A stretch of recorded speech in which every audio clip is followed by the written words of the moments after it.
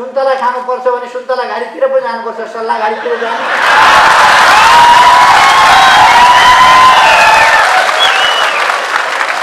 अनि उहाँहरू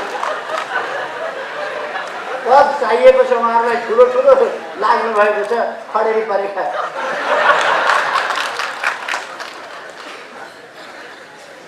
खैर, यो वर्ष सन् 2021 कोभिडमाथि हामीले नियन्त्रण पाउनेछौँ, कोभिडलाई पराजित गर्नेछौँ, पार्टीलाई सुदृढ बनाउनेछौँ, पार्टीलाई व्यापक बनाउनेछौँ र एउटा आँधी तुफानको रूपमा हाम्रो पार्टी अगाडि आउँछ। यस वर्षले हाम्रो राष्ट्रियतालाई अझ मजबुत बनाउनेछ। यस वर्षले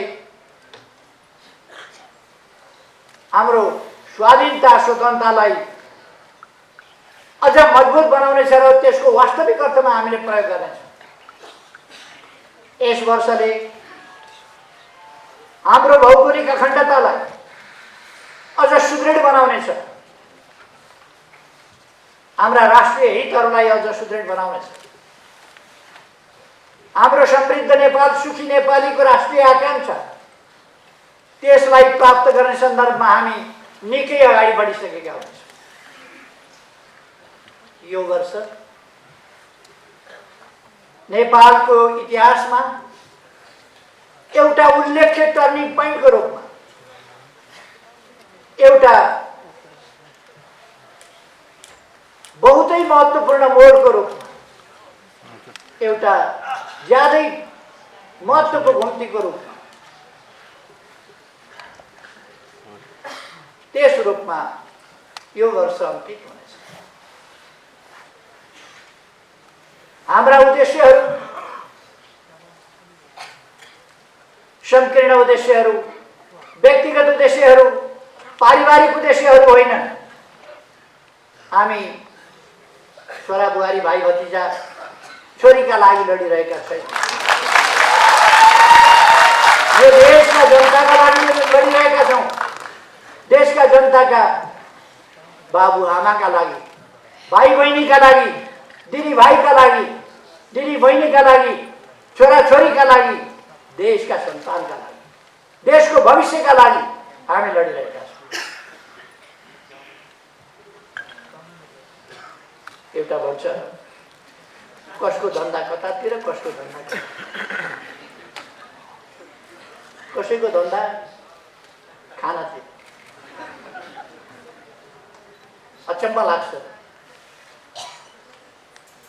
तर साथीहरूलाई म भन्न चाहन्छु, तपाईहरुले हामीले पार्टी एकता त गर्यौं, एकीकरण गर्यौं। 3 महिनामा पूरा गर्ने एकीकरणको काम 3 वर्षमा पूरा गर्न दिएनन्, पूरा हुन सके। एकता एकीकरण गर्यौं। पार्टी तपाईहरुलाई थाहा छ, पार्टीले यस्तो सभा गर्न पाएको थियो। पार्टीका कमिटी चाहिँ थिए, कमिटीका बैठक जस्ता थिए। एउटा कमिटी 3टा गुट, 2टा गुटको एउटा समीकरण, सधैँको झमेला, पार्टी रहेन। त्यो स्थितिमा उहाँहरूले पुर्याउनु गएका 3 वर्ष पार्टीले देशलाई अगाडि बढाउनका लागि महत्त्वपूर्ण काम गर्नु पर्थ्यो।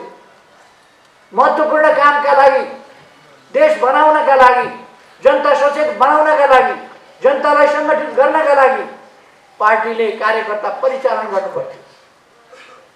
तर कार्यकर्तालाई अलमलमा राखियो, असंगठित राखियो, कार्यकर्तालाई काम गर्न दिइएन। हाम्रो पार्टीका जस्ता तेज तर्रार कार्यकर्ताहरू, बलिदानको पृष्ठभूमिबाट आएका कार्यकर्ताहरू, संघर्षको पृष्ठभूमिबाट आएका कार्यकर्ताहरू आज समाजका पछौटेपनहरूलाई हटाएर, अशिक्षालाई हटाएर, समाजलाई सचेत बनाउँदै, संगठित गर्दै विकास निर्माणको काममा अगाडि बढाउन नेतृत्व गर्नुपर्ने कार्यकर्ताहरू हलो न चलो भएर काम गर्न नपाएर शिथिलतामा 3 वर्ष खेर पाल्नु पर्यो। त्यो तपाईँहरूलाई थाहा छ। अहिले समस्या कहाँनिर रहेछ, जाम कहाँ भएको रहेछ, खिया कहाँ लागेको रहेछ। 2टा नटबल्टु फेर्दाखेरि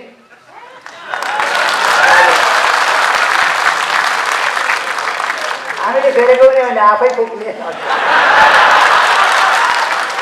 खिया लागेका 2टा नटबल्टु फुक्लिया थियो। जति साथ अगाडि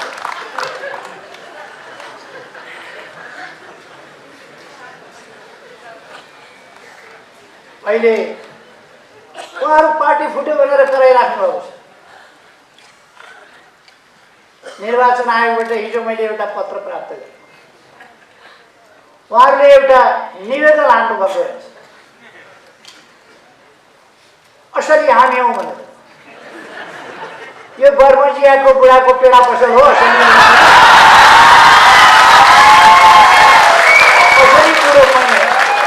बुढोको पेडा पसल भनेर टाँगेर अहिले पेरिस डाँडामा उहाँहरू 12-15 जना पत्रकार सम्मेलन गर्नुभएको छ। असली बुढाको पेडा पसल, पेडा पसल भयो असली। हामी असली हौँ, पार्टी हाम्रो हो, हामी नै असली हौँ, सूर्य चिन्ह हामीलाई दिनु होला निवेदन हाल्नुभएको छ। निर्वाचन आयोगले मलाई जानकारी हिजो दियो, यस्तो यस्तो निवेदन हालेका छन्। जसको घर हो ऊ निवेदन हाल्न जान्छ, मेरो घर हो भने। जसको जमिन हो ऊ मेरो जमिन हो भन्न जान्छ।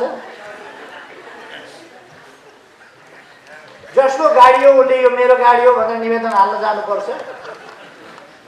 हामीले बनाएको पार्टी, त्यसकारण हामी निवेदन हाल्न गइरहनु पर्ने आवश्यकता छैन। हामी विधिसम्म ढङ्गले, लोकतान्त्रिक ढङ्गले, संविधानसम्म ढङ्गले, पार्टीको विधान अनुसार, पार्टीको नियमावली अनुसार, देशको कानुन अनुसार पार्टी सञ्चालन गरिरहेका छौँ। अब भेट्नु पुगेर झरेका 2टा फलहरूले रुखै मयौँ भनेर दाबी गर्ने।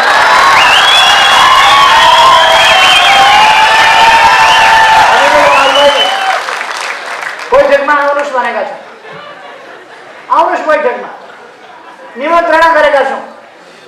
म कमरेडहरूलाई भन्न चाहन्छु, पुष्पकमल दाहाल प्रचण्डलाई अहिले पनि हामीले अध्यक्षमा राखिरहेका छौँ। माधव नेपाल, झलनाथ खनाललाई वरिष्ठ नेतामा राखिरहेका छौँ। अरू पनि केही साथीहरू आउनुभएको छैन अहिलेसम्म बैठकमा, कारणहरू होला, आउनु होला।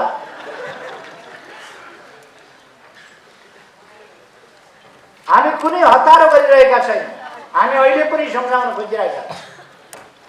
पेरिस डाँडामा पत्रकार सम्मेलन चल्दैछ, यति गते यहाँ जाने, यति गते यो भेला गर्ने, सर्वदलीय भेला, सर्वदलीय भेटघाट, सर्वदलीय बैठक, प्रदेश स्तरीय भेला। अलिअलि यति मान्छे त, यति मान्छे त शिशीमा औषधि बेच्ने, त्यसले पनि रत्नबागमा जम्मा गर्छ। उहाँहरूको हालत हो त्योभन्दा बढी हुनेवाला छैन।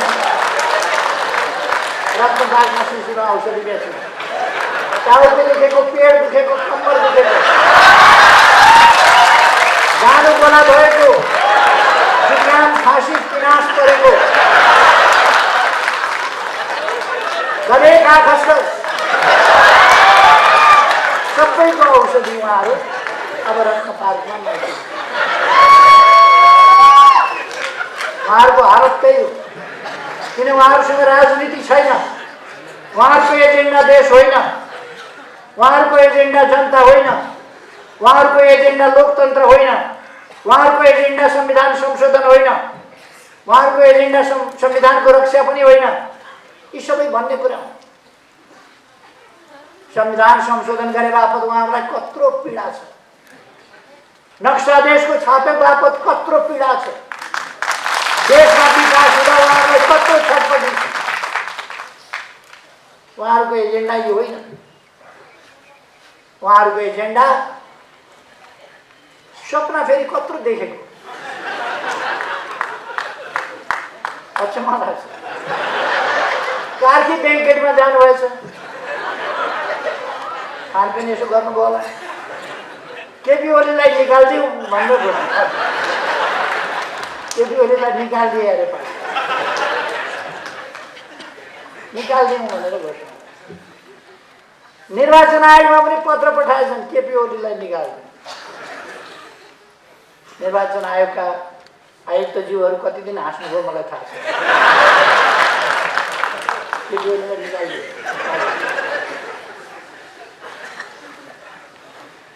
जसको कटेर उसको पुच्छर भयो।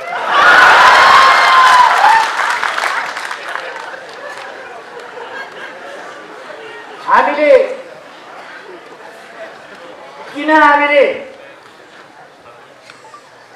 संसद विघटन गर्ने, प्रतिनिधि सभा किन विघटन गर्ने? प्रतिनिधि सभामा जति काम गर्न सकिन्थ्यो प्रतिनिधि सभाबाट गर्न दिइएन, सबैलाई थाहा छ। सरकारले जति काम गर्न सक्थ्यो गर्न दिइएन। सरकारले जे काम गरेको थियो त्यो प्रचारित हुन पाएन। कतिसम्म भनेको तपाईँहरूले सुनिहाल्नुभयो। धरहरा बनाएको केपी ओलीले होइन, इन्जिनियरले हो। इन्जिनियरले धरहरा बनाउँदैन, डकर्मीले बनाउँछ। फेरि मैले सम्झाइदिएँ।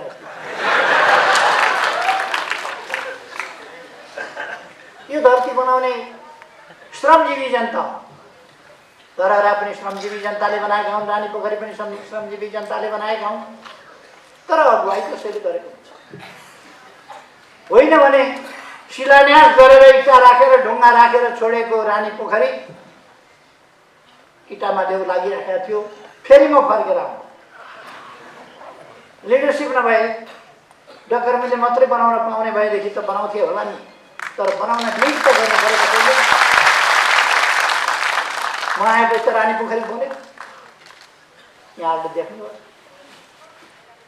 अस्ति धरहराको 22औं तलाबाट काठमाडौँ यस्तो देखिन्छ भनेर अखबारमा मैले यसो फोटो हेरेँ। 22औं तलाबाट यस्तो देखिन्छ।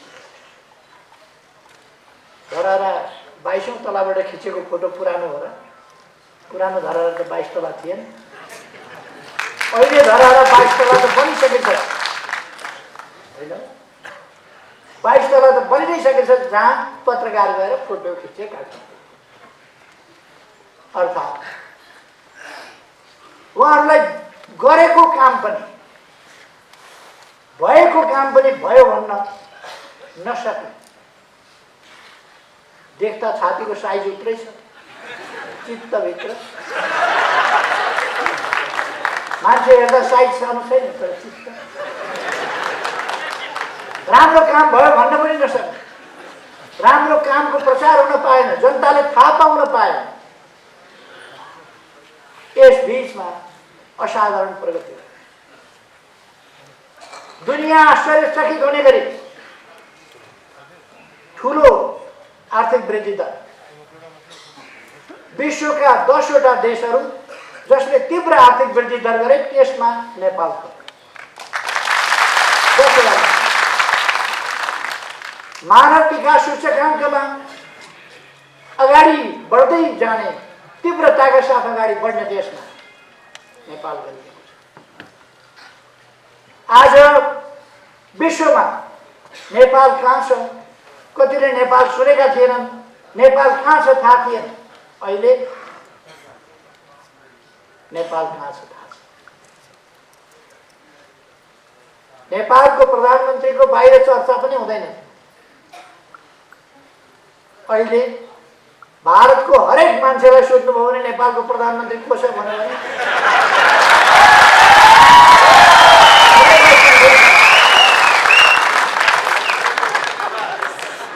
अन्तर्राष्ट्रिय मञ्चहरूमा हामी चिनिन थालेका छौँ, सुनिन थालेका छौँ। हाम्रा दृष्टिकोणहरू सुनिन थालेको छ, हाम्रा दृष्टिकोणहरूको सराहना गर्न थाले। तपाईँहरूलाई थाहा छ भारतका प्रधानमन्त्री मोदीजी आउनुभयो, मोदीजीले समृद्ध नेपाल सुखी नेपालीको तपाईँहरूको राष्ट्रिय आकांक्षा बिल्कुल सही छ, यो सफल होस् त्यसका लागि हामी मद्दत गर्छौँ। राष्ट्रिय आकांक्षा नेपालले पुग्न खोजेको गन्तव्य थाहा छ। चिनिया राष्ट्रपति आउनुभयो, उहाँले भन्नुभयो समृद्ध नेपाल सुखी नेपालीको राष्ट्रिय आकांक्षा पुरा गर्न हामी पनि मद्दत गर्छौँ। एकदम सही आकांक्षा हो, तपाईँहरूको सही गन्तव्य हो। तर प्रचण्ड माधव नेपाल जल्ना खनालहरूलाई यो राष्ट्रिय आकांक्षा थाहा भएको कहिल्यै बोल्या सुन्नुभएको छ तपाईँ? यो राष्ट्रिय आकांक्षासँग उहाँहरूको वैरभाव किन? हरेक नेपालीले बोल्नुपर्ने कुरा होइन यो, तर बरु अरूले बोल्ला। एउटा भनाइ छ नि, ढुङ्गो बोल्ला ऊ बोले, ढुङ्गो बोल्ला उहाँहरू बोल्छ, किनभने उहाँहरूलाई चित्त दुख्छ यसको जस यसको श्रेय कसैलाई जान्छ कि। हामी श्रेयका लागि काम गर्दैनौँ, जसका लागि काम गर्दैनौँ। मलाई जस श्रेय केही चाहिएको छैन, तर देशमा काम हुनु पर्यो, विकास हुनु पर्यो, मेरो आकांक्षा। नेपाली जनताले पाइरहेको दुःख अन्त्य हुनु पर्यो। नेपाली जनता भोकै प्यासै बस्न पर्ने स्थितिको अन्त्य गर्नु पर्यो। हामी गर्न सक्छौँ। यो 1 वर्ष हामीलाई कोभिड-19ले दुःख दियो। हाम्रो अर्थतन्त्र, हाम्रा विकासका प्रयासहरूमा, हाम्रा शिक्षाको क्षेत्रमा, हाम्रा स्वास्थ्यका क्षेत्रमा हामीले कठिनाइको सामना गर्छौँ। विकास निर्माणको कामलाई गतिसाथ अगाडि बढाइरहेको ठाउँमा कोभिड-19ले हामीलाई अलिकति धक्का दियो। तर हामी फेरि पनि यसलाई नियन्त्रण गर्छौँ। मैले भने यसै वर्ष यसलाई नियन्त्रण गरेर हामी अगाडि बढ्छौँ। हामी अहिले तपाईँहरू अनुमान गर्न सक्नुहुन्छ, कम्बोडियाले प्लेन चार्टर गरेर सायद आइपुग्यो होला औषधि। कम्बोडियाले प्लेन चार्टर गरेर हामीलाई औषधि सहयोग गर्छ। हामीले मागेर होइन, आफ्नै तर्फबाट उहाँहरूले नमागिकन सहयोग गर्दै, अथवा हाम्रो अन्तर्राष्ट्रिय नेतृत्व यस्तो। हाम्रो चीनसँग, भारतसँग सम्बन्ध अझ प्रगाढ हुँदै गएको छ। तपाईँहरूलाई बताऊ, 3 दिन अगाडि मात्रै हाम्रो ऊर्जा सचिवको नेतृत्वमा टोली भारत गयो र त्यहाँ अगाडि नै सम्झौता भएको। एउटा त शारदा ब्यारेज बनेको, शारदा नहर चलेको 1928 अथवा 92 वर्षदेखि चाँदनी दोधाराको सिरानबाट शारदा क्यानाल बगेको। चाँदनी दोधाराले पानी पाएको थियो। अत्यन्तै विरोध गरिएको सन्धि, एकीकृत महाकाली सन्धि, त्यसमा शारदा नहरबाट चाँदनी दोधारालाई क्युमेक्स पानी दिने सहमति गरियो। तर अहिलेसम्म सरकारहरू 25 वर्षै सरकारहरू चल्दा कुनै सरकारले त्यो सम्झौता पल्टाएर यो पानी चाहियो भनेर भन्न हिम्मत गरेको। अस्तिका दिन 6 महिनाभित्र अब शारदा ब्यारेजमा, शारदा क्यानलबाट हेडवर्क बनाउन थालिने र काम अगाडि बढाइने, अब चाँदनी दोधाराले सिँचाइ पाउने सहमति। अब हामी नहर बनाउँछौँ, चलाऊ। विकास निर्माणका लागि हामीले विभिन्न आइसिटी, तपाईँहरूले सुन्नुभएको छ, इन्टिग्रेटेड चेकपोस्टहरू हामीले वीरगञ्ज, विराटनगर, भैरवा विभिन्न ठाउँमा चलाएका छौँ, नेपालगञ्जमा चलाइरहेका छौँ र त्यही कुरा हामी चाँदनी दोधारा गर्छौँ। रक्सौलबाट काठमाडौँ रेल आउने कुरा तपाईँहरूले सुन्नुभएको छ, सर्वे भइसकेको छ। केरमबाट काठमाडौँ रेल आउने त्यो पनि तपाईँहरूले सुन्नुभएको छ। देश सुरुङ मार्गमा प्रवेश गरेको छ, सुरुङ खनेर थालेको छ। अब सुरुङ कस्तो हुन्छ भनेर यसो हेर्न मन लाग्यो भने, पिकनिक जान मन लाग्यो भने यसो घुम्दै जाउँ न मोटर बाइकमा सुरुङ कस्तो हुँदो रहेछ भन्यो भने थानकोट जानुभयो। अब हामी सुरुङ हेर्न विदेश जानु पर्दैन, यहीँ थानकोट भयो। अब टोखा छ अरे सुरुङ मार्ग निर्माण हुनेवाला छ। बेत्रावतीबाट च्याप्रो बेसीसम्म सुरुङ मार्ग निर्माण हुनेवाला छ। यस्ता थुप्रै कामहरू भइरहेका छन् तराईको सिँचाइका लागि। सुनकोशी मरिन डाइभर्सन त्यसको अब ठेक्का लाग्ने स्थितिमा पुगेको छ। टनेल बनाएर पानी लाने बिजुली हुलाकी राजमार्गको चर्चा धेरैले गरे। बनाउन हामी नै चाहियो, हामीले हुलाकी राजमार्ग। अरूका समयमा तराई डुबानमा पर्यो, हामीले वार्ता गरेर डुबान खोल्यौँ। हाइवेबाट तराईका सदरमुकाम जान पर्यो भने 20 किलोमिटर 25 किलोमिटरको बाटो 2 घन्टा 2.5 घन्टा लाग्थ्यो। बाटो बिग्रियो। अहिले ढल्केबरबाट जनकपुर जाने साथीहरू बाटो त सम्झना होला। कतलैयाबाट बिरगञ्ज जाने साथीहरू बाटो त सम्झना होला। यहाँ बुटोलबाट भैरवा जाने बाटो साथीहरूलाई सम्झना होला। भैरवाबाट लुम्बिनी जाने बाटो, तौलियावा जाने बाटो 4 लेनको बन्दैछ, त्यो पनि थाहा होला। सरकारले सिटको भाँचेन भनेर नेताहरू उफ्रिँदै हिँड्ने नेताहरू सुदूरपश्चिमका बने। अतरियाबाट धनगढी 15 मिनटको बाटो, 6 लेनको अहिले चौडा। हामी बुटोल नारायण घाट खण्ड हाइवे 6 लेनको चौडा गर्दैछौँ। पूर्व पश्चिम राजमार्ग चौडा गर्दैछौँ। मदन भण्डारी राजमार्ग तयार हुँदैछ। हामीले यस बीचमा 4045 किलोमिटर डबल लेन 4 लेन 6 लेनका बाटोहरू कालोपत्र गरे। 400 भन्दा बढी सडक पुलहरू निर्माण गरेका छन्। 7 लाख भैँचालोले भत्काएका 7 लाख घरहरू बनाएर पीडित जनतालाई हस्तान्तरण गरिसके। स्कुल विद्यालय तराईमा केपी ओली मधेस विरोधी भनेर हिँड्नेहरूलाई साथीहरूले सोध्न सक्नुहुन्छ।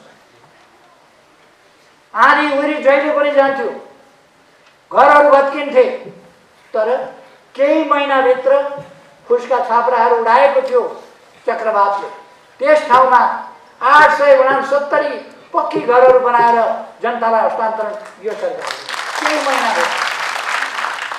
फुसका छानाहरू हटाइएको छ टिनका छानाबाट, टिनका छाना दिएछ। गरिब जनतालाई घर बनाएर आवासको व्यवस्था क्रमशः गरिँदै गएको छ। यस वर्ष 20,000 भन्दा बढीलाई हामीले घर हस्तान्तरण।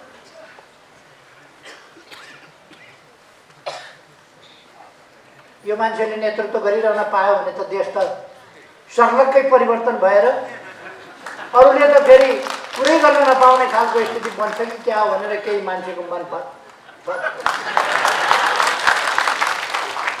केहीलाई अत्यन्तै छटपटी भयो। छिर्के लाउन खोजे, लड्दै। अल्झाउन खोजे, अल्झिँदैन। रोक्न खोजे, रोकिँदैन। अनि अस्त व्यस्तता सिर्जना गर्ने, गाल मुखाल गरेर हिँड्ने, मुख छोडेर हिँड्ने, तथानाम भनेर हिँड्ने उनीहरूका जुलुसहरूका नारा सुन्नुभयो होला कति। मैले धेरै वर्ष अगाडि भनेको थिएँ, गोरु नाङ्गो देख्दा मलाई लाज लाग्दैन। उहाँहरूले आफैले सामाजिक मर्यादा, सामाजिक प्राणी हुनुको नाताले मानवीय सभ्यता र मर्यादा त्यसमा ख्याल गरे। देख्नेहरूलाई धेरै लाज हुन्छ। उहाँहरूका कृत्यहरू। खै देश अगाडि बढिरहेको छ, देश अगाडि बढ्छ, देश अगाडि बढाइनेछ। म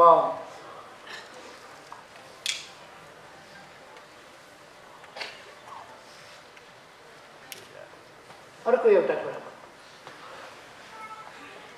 प्रतिनिधि सभा विघटन गरेर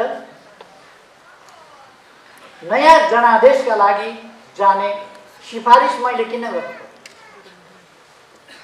किनभने लोकतन्त्र खतरामा पर्यो, संविधान खतरामा पर्यो, स्थिरता र स्थायित्व खतरामा पर्यो। उहाँहरूको योजना के? जाली समाचारहरू केही पत्रिकाहरूमा, आजको पत्रिकामा पनि जाली समाचार छपाएको छ, फ्रन्ट पेज। मान्छेहरूलाई भड्काउनका लागि झुटा समाचारहरू प्रायोजित ढङ्गले आफूलाई स्थापित हुँ भन्ने दैनिकहरूले छापेका छन्, फ्रन्ट पेज। फलानासँग सल्लाह गरेर विघटन गरेका थिए। पुनर्स्थापना भयो भने फलानालाई प्रधानमन्त्री बनाउँछु भन्यो। पुनर्स्थापना हुने कुरा आयो कहाँबाट? पुनर्स्थापना कसले हुन्छ भने पुनर्स्थापना हुन्छ भनेर अलिक दिन कार्यकर्ता झुक्क्याउन उहाँहरूले भन्नु होला, 2-4 मान्छेहरूलाई झुक्क्याउन, पुनर्स्थापना हुँदैन।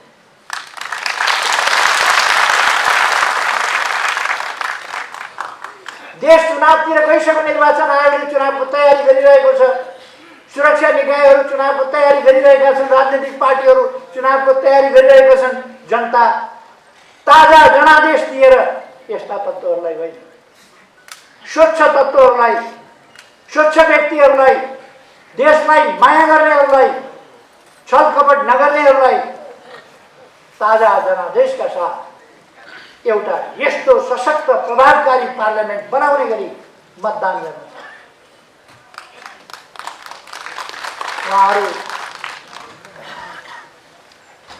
उहाँहरू निकै ठुला कुरा गरेर हिँडिरहनु।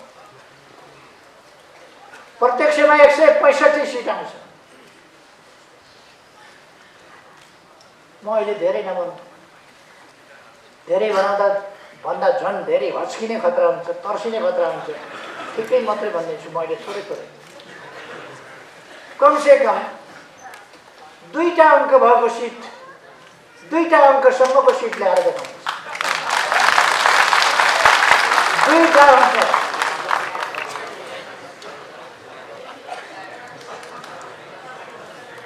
तर त्यस स्थितिमा उहाँहरू पुग्नु, उहाँहरू फर्किनुहुन्छ, छनक पाइसक्नु भयो। त्यसकारण उहाँहरूलाई ठाउँ राखेका छ हामीले।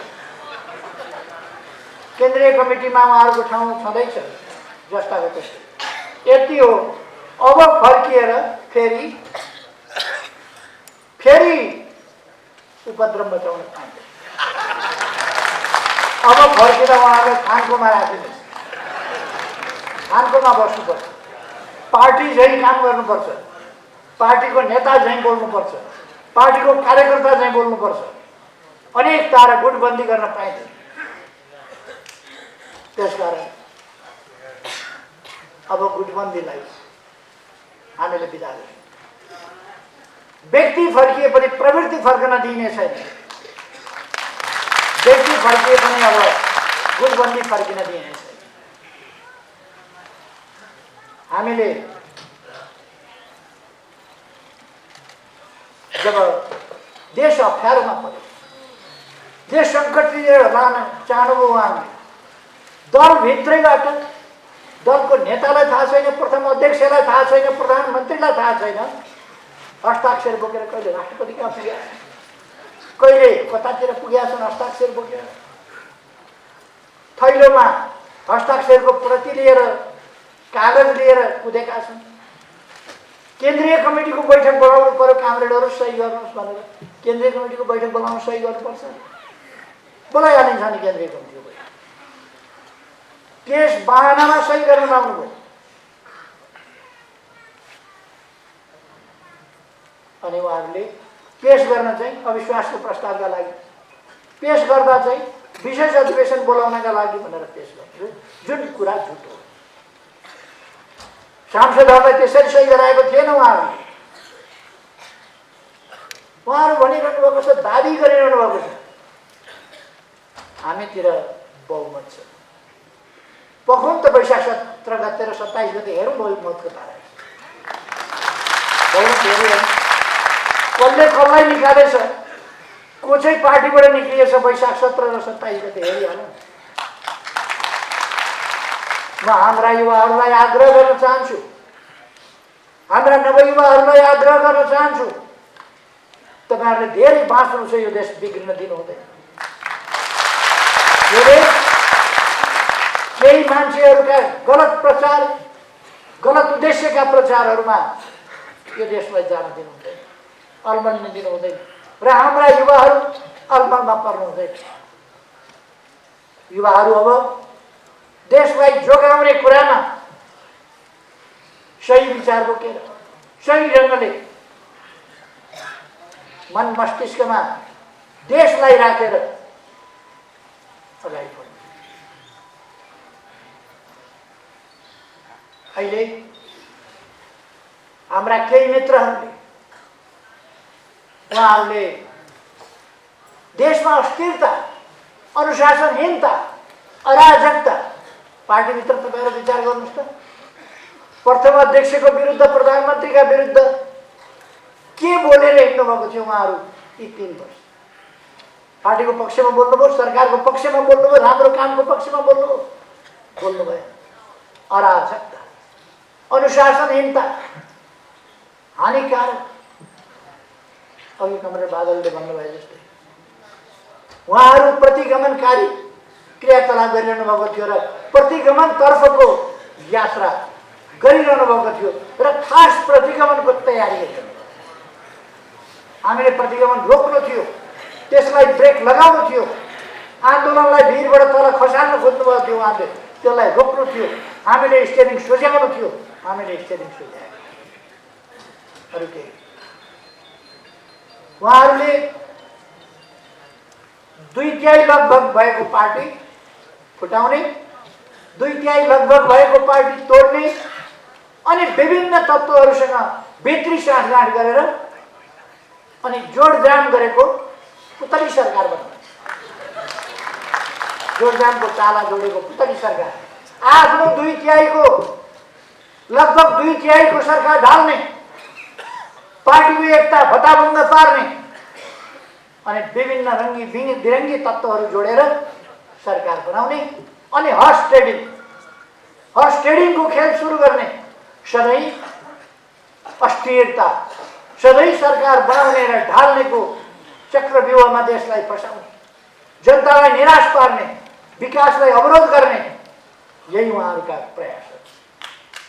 यी प्रयासहरूलाई रोक्नका लागि, त्यता देशलाई जान नदिनका निम्ति, हर्स ट्रेडिङको राजनीति फेरि फर्किन नदिनका निम्ति देशमा जनताको इच्छा अनुसारको सरकार, जनताको इच्छा अनुसारको काम गर्ने सरकार, देशलाई माया गर्ने सरकार, अरूबाट सञ्चालित होइन, आफै आफ्नो देशका लागि आफै सञ्चालित हुने सरकार, जनताको इच्छा अनुसार, जनताको आदेश अनुसार, जनताको मनोभावना अनुसार राष्ट्रिय हितलाई केन्द्रभागमा राखेर चल्ने सरकार, त्यो चाहिएको होला। जनताले कतिपय ठाउँमा संविधान संशोधनको माग गरिरहेका छन्, तर संसदमा सरकारले निर्णयका लागि पेश गरेका प्रस्तावहरू प्रस्तुत हुँदैन। सभामुखले 3वटा अधिवेशन भए, 3वटा अधिवेशन अगाडि सरकारले राखेका प्रस्ताव निर्णयार्थ प्रस्तुत हुँदैन। 3 वर्ष अगाडिदेखि राखेका प्रस्तुत गरेका विधेयक समितिमा लगेर अल्झाइदिएको छ, समितिबाट अगाडि बढ्दैन, किनभने सरकारलाई असफल थियो। त्यस प्रकारको स्थितिबाट देशलाई अगाडि बढाउनका लागि, लोकतान्त्रिक विधिबाट देशलाई अगाडि बढाउनका लागि, अस्वस्थ षड्यन्त्रको चक्रव्यूहमा देशलाई फस्न नदिनका लागि यो प्रतिनिधि सभा विघटन र नयाँ निर्वाचनको घोषणा। म साथीहरूलाई आग्रह गर्न चाहन्छु, प्रतिनिधि सभा पुनर्स्थापना हुन्छ कि कतिपयले कुप्रचारहरूको भ्रममा परेर अथवा असरमा परेर पहिले संविधानको धारा 76 को एक 2 अनुसार बनेको थियो, पछि एकीकृत भएपछि 1 अनुसार बन्यो। 1 अनुसारको बहुमतको सरकारले विघटनको सिफारिस गरिसकेपछि उसले चलाउन यो सरकार, यो प्रतिनिधि सभा भएन, यसबाट देशलाई अगाडि बढाउन सकिँदैन। राष्ट्रको बाँकी अवधि 1.5 वर्ष होला, 2 वर्ष होला, त्यो बाँकी अवधि खेर फाल्नु हुँदैन। त्यसकारण बाँकी अवधि खेर फाल्न नदिनका लागि, झमेलायुक्त स्थिति अन्त्य गर्नका लागि, काम गर्नै नसक्ने नपाउने व्यवधानयुक्त अवरोधयुक्त अन्त्य गर्नका लागि, अवस्थालाई अन्त्य गर्नका लागि हामीलाई नयाँ ताजा जनादेश चाहियो। त्यसकारण यो फर्किने सम्भावना छैन। मुद्दा लड्न त पाइयो, मुद्दा त मान्छेले लड्ला, मुद्दा लड्नु एउटा कुरा, तर प्रधानमन्त्रीको अधिकार प्रयोग गरेर यस विघटनको सिफारिस गरियो। यही कुरा केही दिन अघि, केही महिना अघि बेलायतका प्रधानमन्त्री बोरिस जोन्सनले अटेरी गर्ने 21 जना सांसदलाई बर्खास्त गरेका थिए। त्यसपछि संसद विघटन गरेका थिए र नयाँ जनादेशमा गएका थिए। अत्यधिक मजाले बहुमत ल्याएर फेरि प्रधानमन्त्री। म साथीहरूलाई भन्न चाहन्छु, यस्ता दृष्टान्त थुप्रो छ। इजरायलमा पनि अहिले संसद विघटित हो। यो संसद प्रतिनिधि सभा प्रधानमन्त्रीले विघटन गर्न सक्छ। संसदीय व्यवस्था भएका देशहरूको यो स्वाभाविक अभ्यास हो। त्यसकारण म साथीहरूलाई भ्रममा नपर्न आग्रह गर्छु।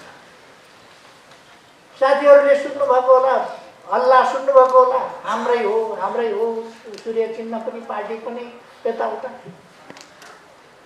धनगढीमा पार्टीका खातामा कार्यकर्ताहरूले दुःख गरे, 30 लाख जम्मा गरे। एउटा मान्छे गएर छलछाम जालझेल टिक्रम गरेर त्यो 30 लाख अस्ति नै चट बनाइदिन्छ। यिनीहरूको ध्यान कहाँ छ भन्दाखेरि ब्याङ्कमा राखे पैसा कार्यकर्ताले पसिनाका थोपा थोपा बनाएर गरेको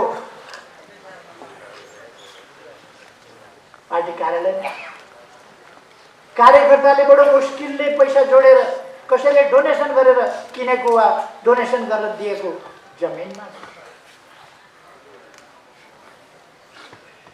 कसको ध्यान कहाँ, कसको ध्यान कहाँ।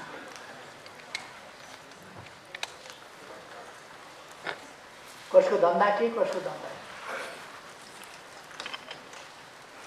हामी यतातिर धेरै जान चाहन्छु।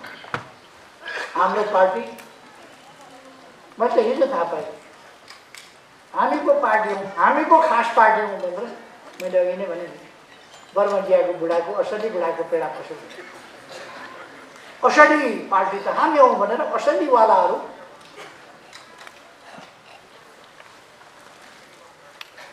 एकपल्ट चार्ली च्याप्लिनको क्यारिकेचर गर्ने कम्पिटिसन भयो। कसले क्यारिकेचर गर्ने सबभन्दा राम्ररी चार्ली च्याप्लिनको।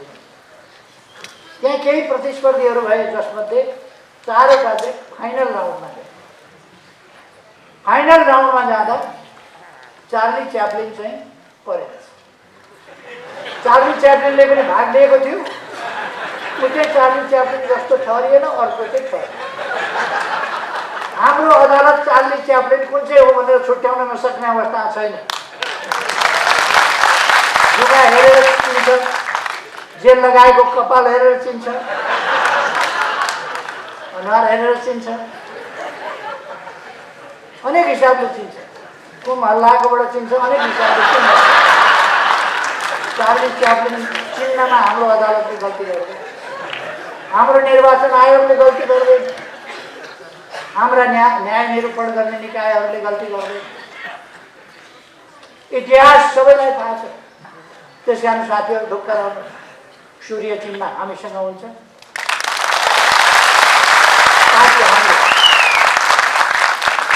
उहाँहरूले बहुमत छ भन्नु गफै त हो, सम्झी भन्छ। बहुमत कहाँबाट आयो बहुमत उहाँहरूसँग? कहाँ पुष्टि हो? कुन महाधिवेशनले भनौँ उहाँहरूसँग बहुमत छ? कुन महाधिवेशनले, कुन अधिवेशनले भनौँ? कहाँ छ? कुनै एउटा जिल्लामा बहुमत ल्याएर, एउटा निर्वाचन क्षेत्रमा बहुमत ल्याएर देखाउनुहोस्। बहुमत छ। दाबी पनि कस्तो बहुमत छ। रेस्लिङ खेलमा कहिले कहिले देखिन्छ त्यो रेस्लरहरूले लड्नु ओर्नु कता हो कता पहिले नै त्यो हुन्छ नि लाउ, त्यो चाहिँ खोसेर लिएर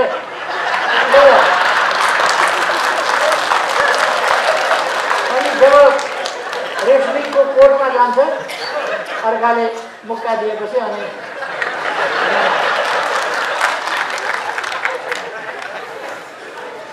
उहाँहरूको त्यस्तै पहिले नै माला लाउनु बहुमत छ। कहाँ पुष्टि गर्नुभयो बहुमत? कहाँबाट आयो बहुमत? कसले दियो बहुमत? कुन कार्यकर्ताले? तपाईँहरूले भोट हाल्नुभयो? तपाईँहरू गल्ती गरेर पनि भोट हाल्नुहुन्छ त्यसलाई? बहुमत कहाँबाट आयो? कसले भनिदियो? घरमा भने खैर म साथीहरूलाई एकदम ढुक्क रहन आग्रह गर्छु। यो 21औं शताब्दीको 21औं वर्ष। मैले सुरुमै भने यस देशका लागि, यो विश्वका लागि पनि एउटा असाधारण ऐतिहासिक वर्ष हुनेछ। त्यसै गरेर यस देशका निम्ति यो उल्लेख्य ढङ्गले असाधारण र ऐतिहासिक वर्ष। हामी अब चुनावको अभियानमा छौँ। हाम्रा कमिटीहरू चुस्त दुरुस्त बनाऊ। धुलो लागेको छ भने त्यसलाई झड्काल फर्काल गरौँ, अगाडि बढौँ। आँधी तुफान भएर अगाडि बढौँ, बाढी झैँ अगाडि बढौँ हामी। त्यसपछि यस्ता गफहरू आँधीले बगाएर लान्छ, बाढीले बगाएर लान्छ। यी गफहरूका पछाडि हामीलाई अल्झनु छैन। त्यस कारण म साथीहरूलाई आग्रह गर्न चाहन्छु, तपाईँहरू दृढताका साथ अगाडि बढ्नु। उहाँहरूले कहिले कहिले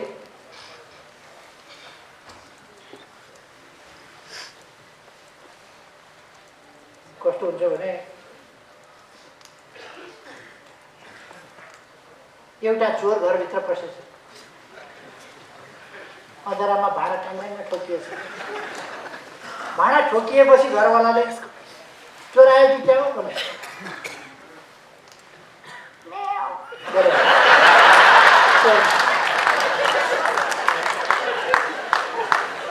बिरालो पो रहेछ भन्नु घरवाला। एकछिनपछि फेरि यसो चल्ने बित्तिकै अँध्यारो थियो, फेरि भाँडा त ट्याक्राक ठोकिने मात्रै होइन, धेरै गर्लाम गुर्लुम भएपछि उठेर हेर्दा त के को बिरालो हो। न्याउ त गर्दै थियो, तर घरवालाले टर्च बालेर यसो हेर्दा त ढाडे। त्यसको गति के भयो होला तपाईँहरू आफै खै। एकछिन अल्बल्याउन खोज्छन्, एकछिन झुक्क्याउन खोज्छन्, अँधेरामा भेट्टायो भने म्याउ गरेर उम्किन खोज्छन्। तर म्याउ स्याउ जे गरे पनि उम्किँदैन होइन। यसपल्ट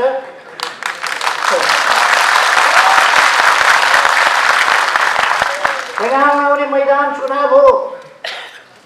हामीले हाम्रा देशवासी दाजुभाइ दिदीबहिनीहरूलाई यस्ता परिवारका लागि, पदका लागि, पैसाका लागि मरिमेट्ने तत्त्वहरूबाट देश जोगाउनका लागि जनतालाई सचेत गर्नु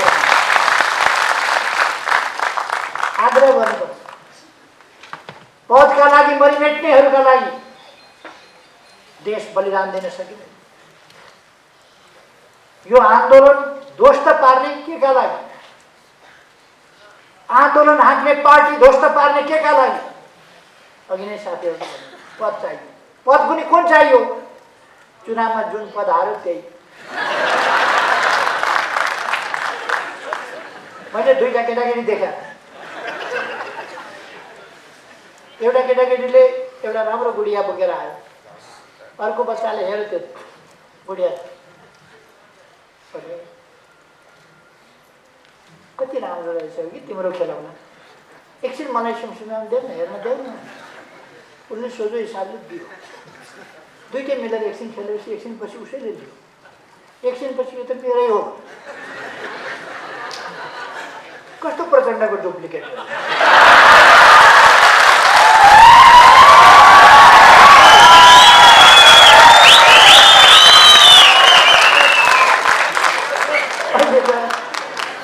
एकता के गरिया थियो, एकछिन खेलाउन के दिया थियो, कार्यकारी के यसो दिया थियो।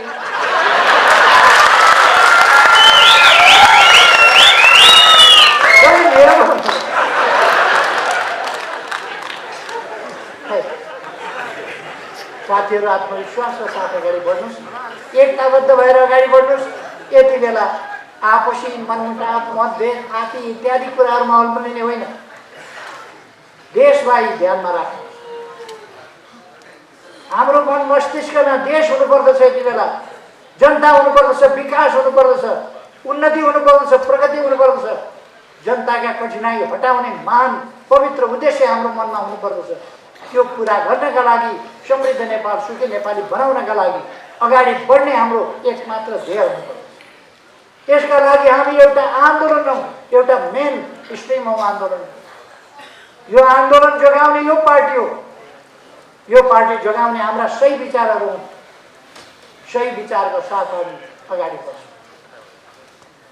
त्यसकारण अलमलमा नपरे, अलमलबाट साथीहरूलाई मुक्त गरेर उनीहरूले अलमलमा पारेका त्यस्ता साथीहरू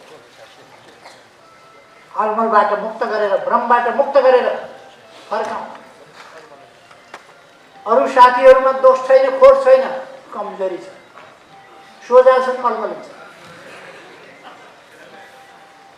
एकछिन जादुगरले त एउटा चिजलाई अर्को देखाउँछ, अर्को चिजलाई अर्को देखाउँछ, एकछिनमा रुमाल देखाउँछ, एकछिनमा अन्डा देखाउँछ। ती कुराहरू सत्य होइन। रुमाल अन्डा हुने होइन, अन्डा रुमाल हुने होइन। यस्तै चटके काम गर्छन् यिनीहरू। हाम्रा साथीहरूलाई, हाम्रा कमरेडहरूलाई अहिलेसम्म जो अलमलिएका छन्, म उहाँहरूलाई आग्रह गर्न चाहन्छु, फर्किनुहोस्, अलमलमा नपर्नु, चटकेहरूका फेला नपर्नु। देश बनाउने महान अभियानमा लाग्नुहोस्। साथै देशै एकजुट भएर हिँड्न सक्छ भने, यस पार्टीमा देशै हटाउन सक्छ भने तपाईँहरू दुईजना हटाउन नसक्ने के हो? त्यसकारण म साथीहरूलाई भन्न चाहन्छु,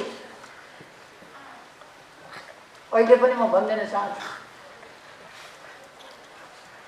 अब मैसँग अध्यक्ष हार्नुभएको थियो, अध्यक्ष नभई भएन, हाताहाती चाहिएको। अहिले दोस्रो अध्यक्ष लिनु भएको र हाताहाती कत्रो गाउँ। तैपनि उहाँलाई सन्तुष्टि देखिन्छ, माया लाग्छ उहाँ। के छ उहाँहरूको उद्देश्य? उहाँहरूको उद्देश्य देश बनाउने होइन। यस्ता कुराहरूमा अल्झिनु भएको छ। इतिहासले के भन्छ? हामी आफ्ना जिम्मेवारी वहन गरिरहेका छौँ कि जिम्मेवारीबाट कोसौँ टाढा पुगिसक्यौँ?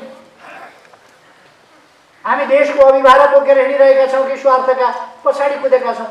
साथीहरूलाई म सम्झिनका लागि, आफै विचार गर्नका लागि अलिकति अनुरोध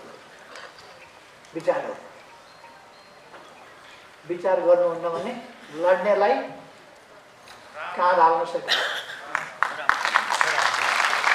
कुनै पनि साथीहरूले कार्यकर्ताले कहाँ धार्नु हुँदैन। अब म धेरै समय नलिउँ, साथीहरू आत्मविश्वासका साथ उत्साहका साथ अगाडि बढ्नुहोस्। 50 वर्ष अगाडि पार्टी टुक्रा टुक्रामा थियो, आन्दोलन टुक्रा टुक्रामा थियो, लोकतान्त्रिक आन्दोलनको ढाड भाँचिएको थियो, प्रगतिशील आन्दोलनको वामपन्थी आन्दोलनको ढाड भाँचिएको थियो र ती टुक्रा टुक्रा भयो। त्यस्तो बेलामा निरङ्कुश राजतन्त्र, निर्दलीय पञ्चायती तानाशाही व्यवस्था, त्यस्तो अवस्थामा आन्दोलन हामीले सुरु गर्यौं। हाम्रो आन्दोलनका दुईटा पक्ष थिए। एउटा लोकतान्त्रिक गणतन्त्र अर्थात् निरङ्कुश राजतन्त्रात्मक पञ्चायती व्यवस्था अन्त्य गर्ने र लोकतन्त्र र गणतन्त्र स्थापना। लोकतान्त्रिक गणतन्त्रको उद्देश्य त्यसका निम्ति आन्दोलन, लोकतान्त्रिक आन्दोलन, वामपन्थी आन्दोलन अत्यन्तै सशक्त र मजबुत चाहिन्छ, प्रभावकारी चाहिन्छ, राष्ट्रव्यापी चाहिन्छ। त्यस्तो आन्दोलन त्यसका लागि कम्युनिस्ट पार्टी सशक्त चाहिन्छ, विचारमा सुस्पष्ट र सुदृढ संगठन भएको पार्टी चाहिन्छ। त्यो कुरा हामीले गर्न थालेका। त्यस ठाउँबाट थालेर नयाँ पार्टी निर्माण गरेर त्यस ठाउँसम्म हामी पछाडि फर्किने होइन, हाम्रो गति यहीँ रोकिने होइन, हामी अगाडि बढ्दै जान्छौँ। हाम्रो अभियान, हाम्रो आन्दोलन आधा शताब्दीमा हामीले यहाँ ल्याइ पुर्याएका छौँ। यति सशक्त आन्दोलन हिजो त हामी हिम्मत हारेका थिएनौँ। जेलका चिसा छिडीहरूमा, कालकोठरीका छिडीहरूमा हामी हारेका थिएनौँ। हाम्रो हिम्मत हारेको थिएन। एक्लै हुँदा पनि हाम्रो महान उद्देश्यको कारणले हामी भोलि सयौं, हजारौं, लाखौं हुन सक्छौँ भनेर हामी विश्वास गर्छौँ। आज त हामीसँग यत्रो मजबुत पार्टी छ, सही विचार बोकेको पार्टी छ, गन्तव्यतर्फ अगाडि बढेको पार्टी छ। यस्तो पार्टी भएपछि हामी, म साथीहरूलाई भन्न चाहन्छु, मुना मदनमा मदनले भने जस्तो तिमीले हाँसे म हाँक्न सक्छु भनेको थिएँ। म साथीहरूलाई भन्न सक्छु, तपाईहरू एकजुट भएर गतिशील ढङ्गले अगाडि बढ्नुहोस्। यस पार्टीको शीर्ष स्थानमा म छु। मैले आन्दोलनलाई तलमाथि पर्न दिन्न, सही दिशामा हाँकेर गएर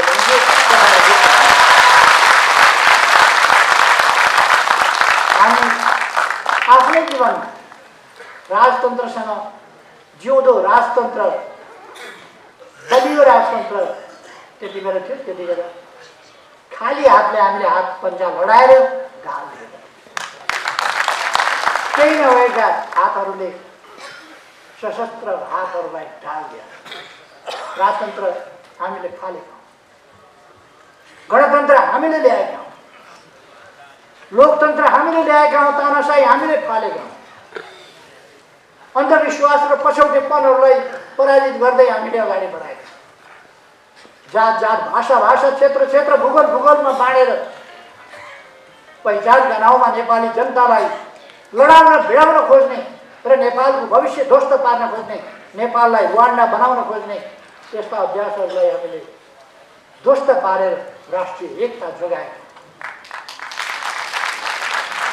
हामीले अनौठो, असाधारण, भोकै बसेर पनि नाकाबन्दीको सामना गरेका हौँ र घुँडा टेकेका होइन। अहिले हामीले हाम्रो देशको भूभाग समेटेर नक्सा बनाएका छौँ। त्यो नक्सा संविधानमा सामेल गरेर संविधान समेत संशोधन गरेका छौँ। त्यो नक्सामा भएको हाम्रो जमिन विधिवत ढङ्गले हामी फिर्ता ल्याउँछौँ। त्यसकारण साथीहरूलाई म आग्रह गर्न चाहन्छु, पार्टी लिडरसिपको पङ्क्ति ठिक छ, त्यसलाई अग्रस्थानमा बसेर नेतृत्व मैले गरिरहेको छु र मेरो अरू कुनै स्वार्थ छैन। मैले केही लिनु छैन। मैले सुन्दर देश बनाउनु छ, नयाँ पिँढीलाई, नयाँ पुस्तालाई सुन्दर देश, सुन्दर पार्टी सुन्दर आन्दोलन, सुन्दर व्यवस्था, सुन्दर प्रणाली, सुन्दर ढङ्गले चलेको लोकतन्त्र र एउटा विकसित सभ्य समाज निर्माण गरेर उहाँहरूलाई चिन्न